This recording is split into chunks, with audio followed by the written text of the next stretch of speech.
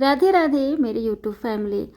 वैसे तो दीपावली आने वाली है, तो सबसे पहले दीपावली की शुभकामनाएं आप सभी को। आज हम बनाने वाले हैं काला जामुन, बिल्कुल ही दानेदार सॉफ्ट स्पॉन्जी सा। अगर आप पहली बार बनाना सीख रहे हैं तो ये रेसिपी ज़रूर देखिएगा। वैसे तो काला जामुन और गुलाब जामुन या कोई भी मिठाइयाँ हो, उसे खाने के लिए कोई त्यौहार हम नहीं देखते हैं। मिठाई ऐसी चीज़ होती है कि जब मन करे हमें खाने का मन हो जाता है।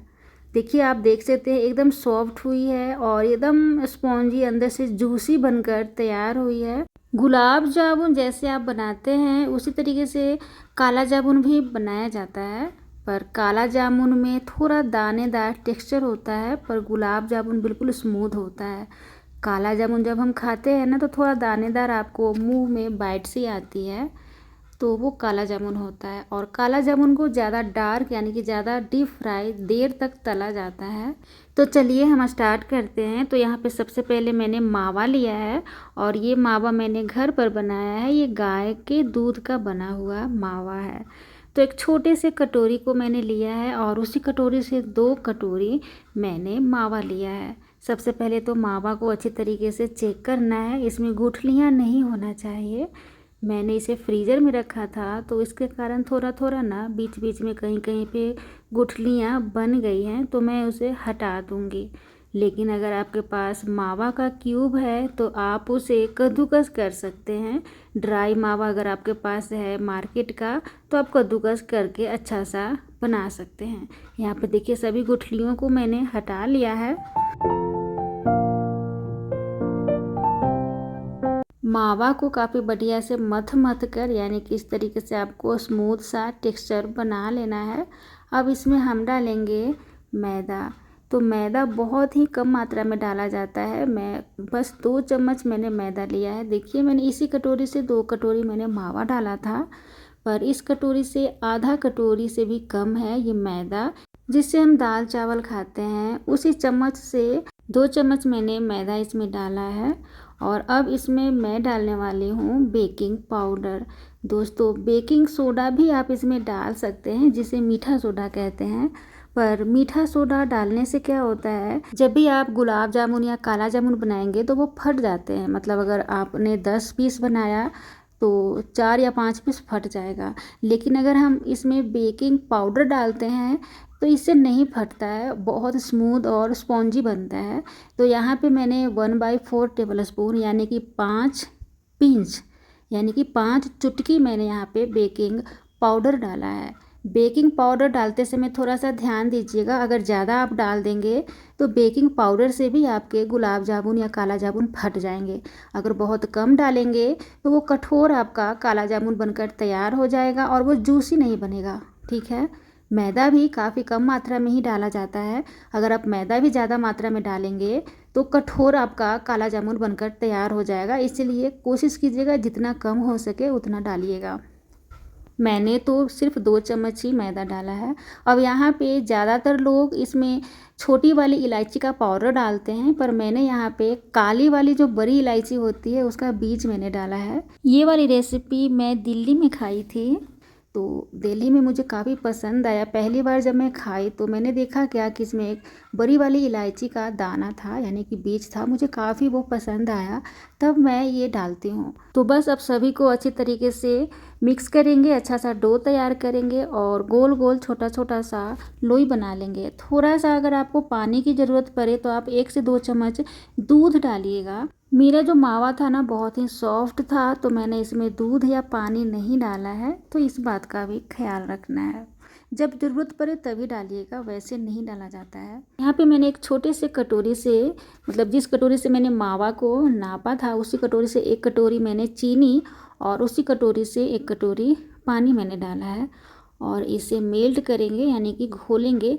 इसमें डालेंगे थोड़ा इलायची का पाउडर हरा वाला, थोड़ा सा डालेंगे केसर धागा और वेनीला एसेंस मैंने डाला है। आप चाहें तो रोज़ वाटर भी डाल सकते हैं, बस खुशबू के लिए डाला जाता है। तेज़ आंच पे चीनी को काफ़ी बढ़िया से घुलने देंगे और जब चीनी घुल जाए तो थोड़ा सा वेट करेंगे और एक गाढ़ा से कम यानी कि हल्का सा गाढ़ा, बहुत ज़्यादा गाढ़ा नहीं होना चाहिए। अगर आप बहुत ज़्यादा गाढ़ा करेंगे ना, चाशनी तैयार करेंगे, तो जो आपका काला जामुन है वो जूसी नहीं बनेगा, वो कठोर बनकर तैयार हो जाएगा, यानी अंदर से जो रस है ना वो समा नहीं पाता है।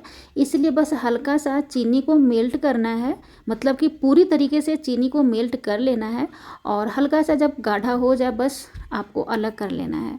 एक तार का चाशनी या 2 तार का चाशनी या फिर गाढ़ा चाशनी तैयार नहीं किया जाता है, एक पतला सा चाशनी तैयार किया जाता है।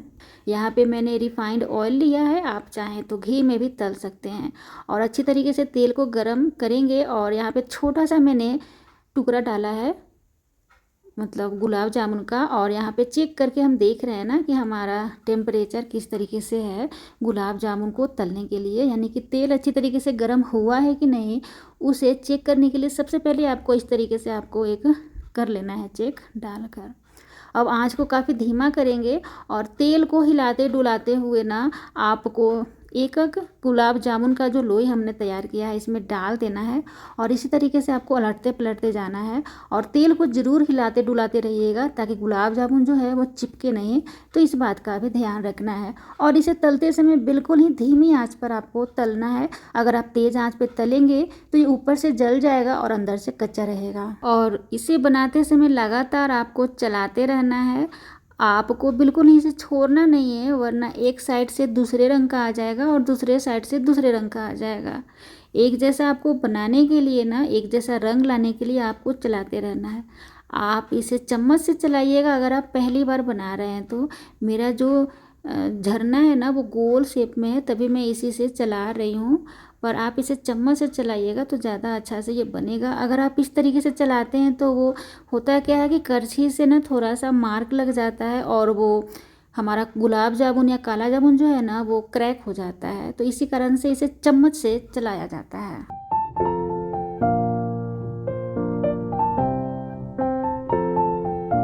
तो आप देख सकते हैं इस स्टेज पे अगर आप गुलाब जामुन बना रहे हैं तो आप निकाल लीजिएगा, क्योंकि गुलाब जामुन के लिए बिल्कुल ही परफेक्ट कलर है। लेकिन अगर आप काला जामुन बना रहे हैं तो थोड़ा सा आप इसे और डार्क कर लीजिएगा। लेकिन बहुत ज़्यादा इसे डार्क मत कीजिएगा, वरना जो आपका गुलाब जामुन है यानी कि सॉरी काला जामुन है जब वो कठोर बन जाएगा, अंदर से जूसी नहीं बन पाएगा। तो बस गुलाब जामुन या काला जामुन को डालते समय थोड़ा सा चाशनी को ना देख लीजिएगा, चेक कर लीजिएगा, मतलब गर्म है कि नहीं, थोड़ा सा गुनगुना होना चाहिए। अगर आपका चाशनी गुनगुना नहीं है, ठंडा है, तब आपका जो गुलाब जामुन या काला जामुन है जो कठोर बन जाएगा। और अगर बहुत ज़्यादा गर्म है तो अगर मतलब आपका चाशनी जो है बहुत ज़्यादा गर्म है, तब आपका जो गुलाब जामुन या काला जामुन है वो बिल्कुल ही मतलब पचक जाएगा। तो इस बात का ख्याल रखना है। अगर आपको गोल गोल काला जामुन बनाना है तो आपको बस इस बात का ध्यान रखना है, चाशनी जो है वो गुनगुना होना चाहिए। दोस्तों एक बात और मैं आपको बता रही हूँ, चाशनी में पूरा का पूरा काला जामुन डूब जाना चाहिए। और आप देख सकते हैं मात्र ये आधा घंटा ही हुआ है और ये बिल्कुल ही सॉफ्ट होना स्टार्ट हो चुका है। और इसे मैं बड़ा बड़ा साइज़ में बनाई हूँ। अगर आपने छोटा छोटा साइज़ बनाया तब तो आप 3-4 घंटे के बाद खा सकते हैं, पर मैंने काफ़ी बड़ा बड़ा साइज़ बनाया है, इस कारण से मैं इसे पूरे एक दिन के लिए यानी कि एक रात के लिए छोड़ूंगी, 12 घंटा के लिए। क्योंकि बड़ा बड़ा साइज़ में ना अंदर से जूस जाने में टाइम लगता है, जूसी होने में काफ़ी समय लग जाता है, इस कारण से मैंने इसे 12 घंटे का समय दिया है जूसी बनने के लिए। एक बात और दोस्तों, जो मैंने चीनी का चाशनी तैयार किया था ना वो काफ़ी कम पड़ गया था।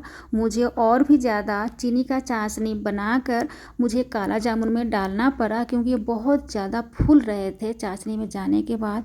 तो वो चाशनी भी लगातार मतलब एब्जॉर्ब होते जा रही थी, तो फिर मुझे भी ना 2 बार यानी कि 3 कटोरी चीनी और 3 कटोरी पानी का चाशनी बनाकर डालना पड़ा। वीडियो पसंद आए तो लाइक और सब्सक्राइब करना बिल्कुल मत भूलिएगा। राधे राधे।